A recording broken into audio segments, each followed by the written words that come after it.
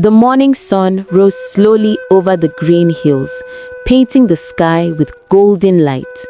Birds whistled from the palm trees, and the village woke to the sound of cockcrow and laughter. In the heart of the village stood a humble mud house with a thatched roof, the home of Okafor, a hard-working farmer, and his only daughter, Ada. Ada's life began with both tears and hope. Her mother died the same day she was born. The villagers whispered sadly, "Ah, how can a child enter this world as her mother leaves it?" But Okafor refused to let despair take root. He lifted the baby in his arms and whispered, "You are my light, Ada. I will raise you with my 2 hands. You will be strong." From that day, father and daughter were as close as the yam and its tendril. Ada grew up following her father to the farm. She carried small calabashes of water on her head, singing to lighten his spirit. "Father, the yam will grow, the corn will rise, our farm will shine under the sky so wide." Okafor would laugh and say, "My daughter, your voice is sweeter than the flute." As she grew older, she began to walk like a full-grown woman. One morning, when the sky was still pale and the dew clung to the grass, Ada went to the farm alone. Okafor woke later and hurried there, worried for his child. But when he arrived, he stood still in amazement. The whole yam ridge had been cleared and neatly cultivated. He smiled proudly and said, "Ah, the child who rises before the sun will harvest before the lazy ones awake." From that day, he called her Noani Otutu, the daughter of the morning. When Ada turned 18, her name was known across the village. During the New Yam Festival, she carried her father's offering of yams to the village square. The drummers played, women sang, and the smell of roasted corn filled the air. When Ada danced to honor the harvest, her movements were graceful like a river current. The villagers whispered, "Okafor's daughter carries herself like a queen." But Ada only smiled shyly and bowed. Her heart was humble, even as her beauty shone like sunlight on water. Suitors began to visit Okafor's home with palm wine and kola nuts, but Ada shook her head gently. "Father," she said, "my heart is not ready." Okafor nodded.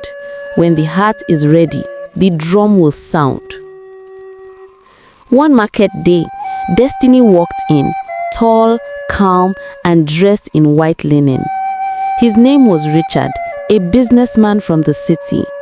He came to the village to buy land, but when his eyes met Ada's at the market, he froze. She was helping an old woman carry her basket and said, "Mama, let me help you. Your knees are not as young as mine." Richard's heart softened. He had seen many fine women in the city, but none so kind. He returned the next day and the next, until he found himself joining Okafor and Ada in the fields. He carried baskets of cassava, laughing and working like a farmer's son. "A man who touches the soil will always harvest truth," Okafor said.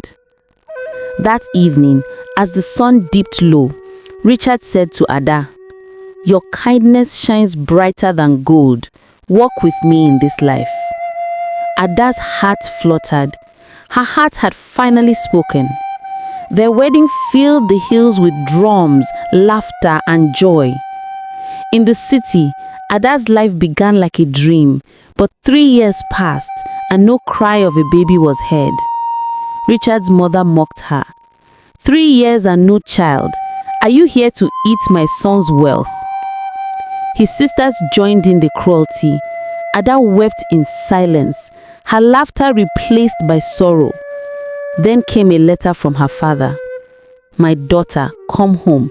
The ancestors are restless." Ada returned home with her lively cousin, Oma, whose laughter could brighten any darkness. They journeyed to the deep forest where Dibia Ejiofor, the wise seer, lived. His shrine was surrounded by ancient trees and cowrie shells that clicked softly in the wind. Before Ada could speak, the seer said, "Your womb is not closed by man, nor by sickness, but by your own hand." Ada trembled. "My own hand?" "Yes, years ago, you buried a mother hen and her chick alive because they scattered your yam mounds. You buried life in anger, and now life refuses to dwell in you." Ada fell to her knees weeping. "I was a child. I did not know."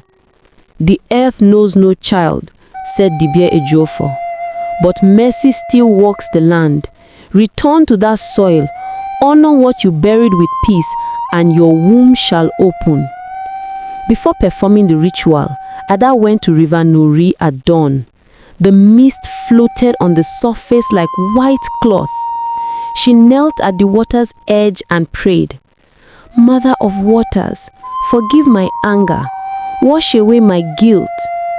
Oma sang beside her, "River that never dries, carry our sorrow away." Then Ada returned home and performed the cleansing, a burial of peace for the hen and her chick.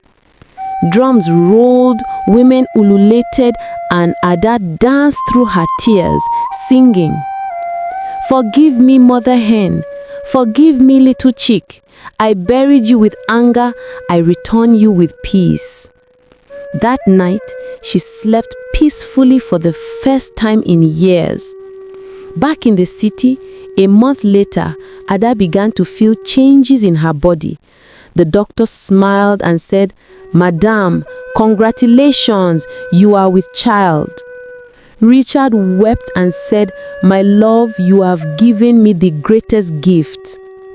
Months later, Ada gave birth, not one, not two, but 4 sets of twins. The same family who mocked her came begging forgiveness. Ada forgave them. Back in the village, Okafor danced proudly saying, "This is my daughter Ada, the one who buried anger and gave birth to joy." Moral of the story: the earth remembers. What we plant in anger, we reap in sorrow. But humility, forgiveness, and respect for life can heal any wound. Thank you for watching this story. If you enjoyed it, please don't forget to like, comment, and share this video. Subscribe to our channel for more beautiful African folk tales that teach, inspire, and heal. Until next time, may your path be blessed and your heart stay pure.